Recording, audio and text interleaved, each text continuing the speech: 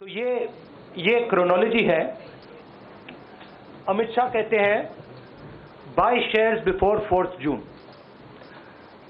19 में नरेंद्र मोदी जी कहते हैं stock market will break records on June 4। फिर 28 मई को रिपीट करते हैं। 1 जून मीडिया झूठे एग्जिट पोल रिलीज करती है।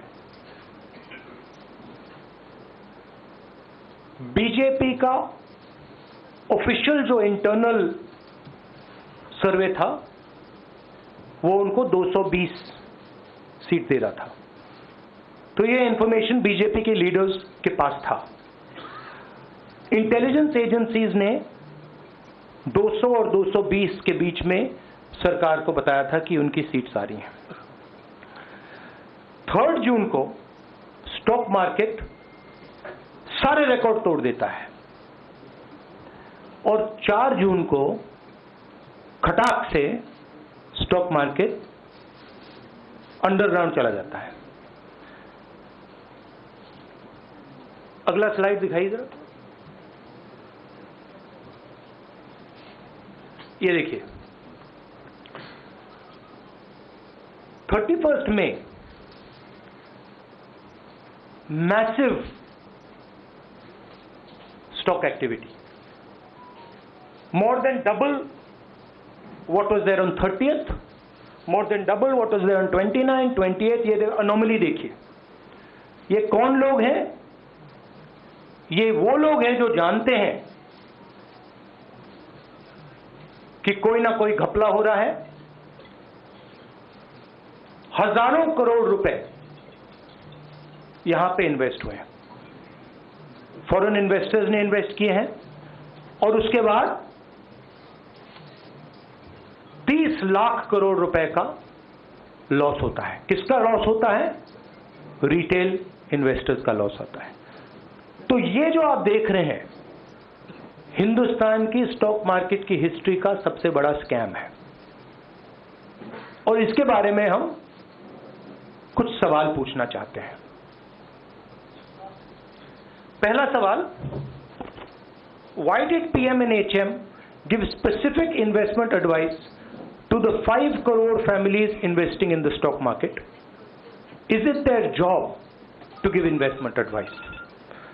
Second, why both interviews were given to the same media house owned by the same business group which is also under SEBI investigation for manipulating stock market? Third, what is the connection between the BJP, the fake exit pollsters and the dubious foreign investors who invested one day before the exit polls were announced and made a huge profit at the cost of 5 crore families? We demand a JPC into this. We are absolutely convinced that this is a scam.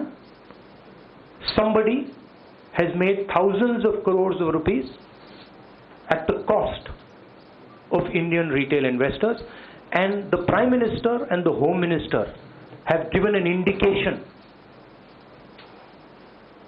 to buy.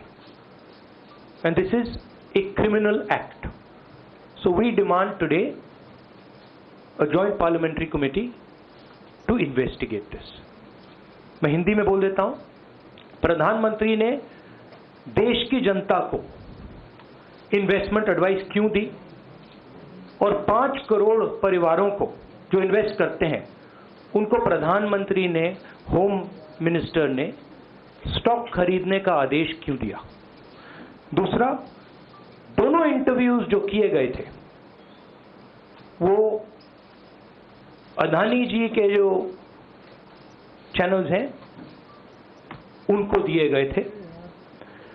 उन पर सेबी का investigation हो रहा है, तो उन channels का क्या रोल है?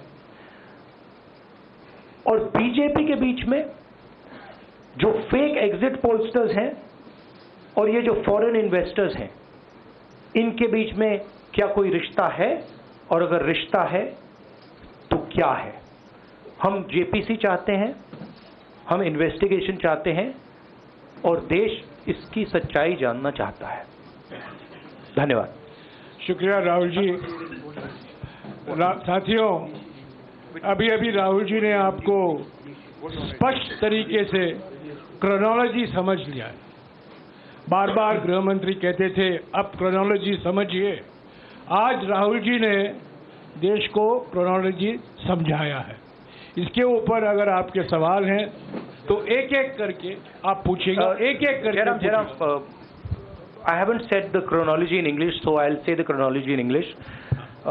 13th May 2024, the Home Minister says, buy shares before 4th of June.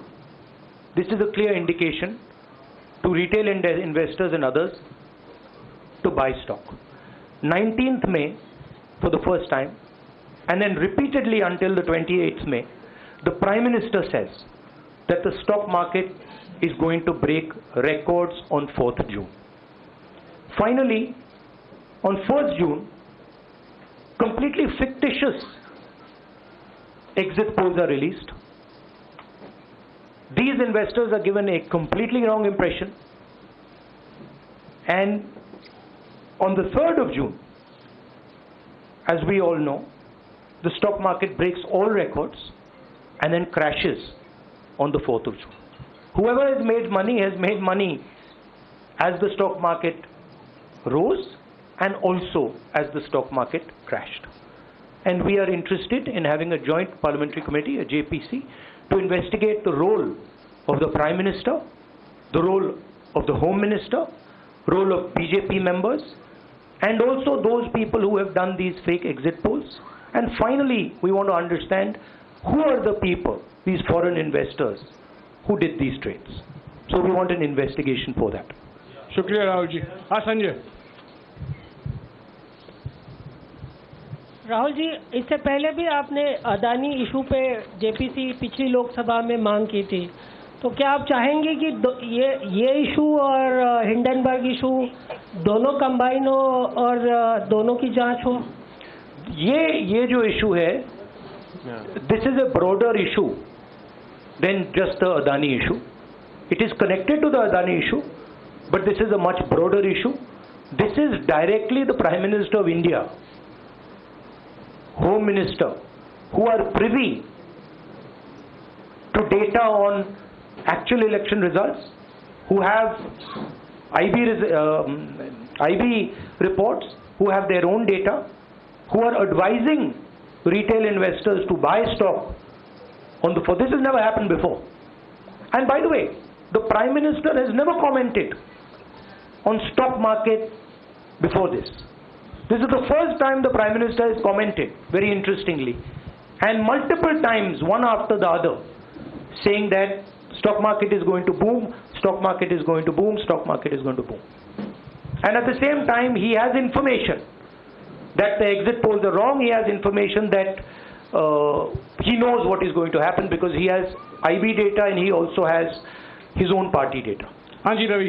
Rahul ji, मेरा सवाल यही है कि जी न्यूज़ ने भी ये सारी चीज़ बताई है जनता को कि कई चैनलों ने मिलकर ये सब चीज़ किया है, जिस तरह से एग्जिट पोल करके लोगों को गुमराह किया है, जिस तरह से शेयर बाजार में सारा कुछ हुआ है। जी न्यूज़ ने भी इस मामले को उठाया है और बताया है, और आपके कहने का सीधा अर्थ है कि अडानी को इसका फायदा उठाने के लिए किया गया है? नहीं, मेरा कहने का ये अर्थ है कि उसमें अदानी इन्वॉल्व हो सकता है, मगर ये अदानी से बहुत बड़ी चीज़ है। इसमें बीजेपी के सबसे बड़े नेताओं ने कहा है, रिटेल इन्वेस्टर्स को मैसेज दिया है कि आपको स्टॉक खरीदना चाहिए। उनके पास इंफॉर्मेशन थी कि एग्जिट पोल्स गलत हैं, उनके पास इंफॉर्मेशन थी कि बीजेपी को फुल मेजॉरिटी नहीं मिलने वाली है, और वो जानते थे 3 जून को और 4 जून को क्या होने वाला है। कितने का? 30 लाख, कितना 30 लाख करोड़ का नुकसान हुआ है? कितने का? 30 लाख करोड़ रुपए का नुकसान हुआ है और हजारों लाखों करोड़ रुपए का चुने हुए लोगों को फायदा हुआ है।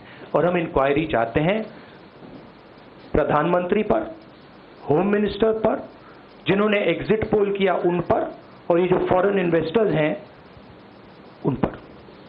हाँ शेमिन। What is the basis of your 30 lakh crore loss of assets? How did you arrive at that figure? Do you want to explain? This is based on the value, market value of all the companies the day before the results came, and the market value of the stock markets of all the companies at the end of the day on results. हाँ संजीव, एक minute Sanjeev. Rahul ji, you've talked about, are you alleging the involvement of the Prime Minister and the Home Minister? Yes. And whose money is it? Yes, Are you that saying is it what I their am money? saying. I am saying that people very high up in the BJP have carried out this scam. I am saying they had partners who carried out these exit polls.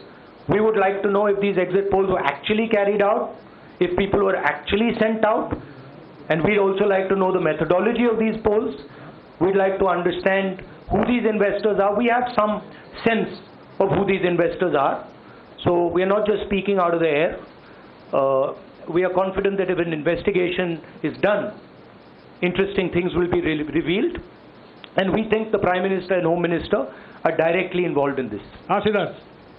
Sir कुछ उन companies की भी आपको लगता है जांच होनी चाहिए जिनके शेयर बहुत अप गए, जिनके सबसे ज्यादा शेयर खरीदे गए और जिनके शेयर उसके बाद में बीच में बेचे भी गए, उन कंपनीज का भी को भी इस दायरे में आना चाहिए आपको लगता है? हमारा कहना है कि यहाँ पे बड़ा क्लियर है कि स्कैम हुआ है. प्रधानमंत्री ने डायरेक्टली कहा है, होम मिनिस्टर ने डायरेक्टली कहा है, इंडिकेट किया है जनता को कि स्टॉक मार्केट ऊपर जाएगी. होम मिनिस्टर ने तो साफ कह दिया कि खरीदना चाहिए. और जब प्राइम मिनिस्टर और होम मिनिस्टर और फाइनेंस मिनिस्टर ऐसी बात करते हैं तो उसका रिएक्शन आता है, लोग उसको बिलीव करते हैं. तो बिल्कुल क्लियर है कि इन तीन लोगों ने कहा है. यह भी क्लियर है कि इनको मालूम था कि रिजल्ट 400 का नहीं है, 300 का भी नहीं है. तो ये हम पता लगाना चाहते हैं. उसमें आप जो कह रहे हो वो भी शामिल है.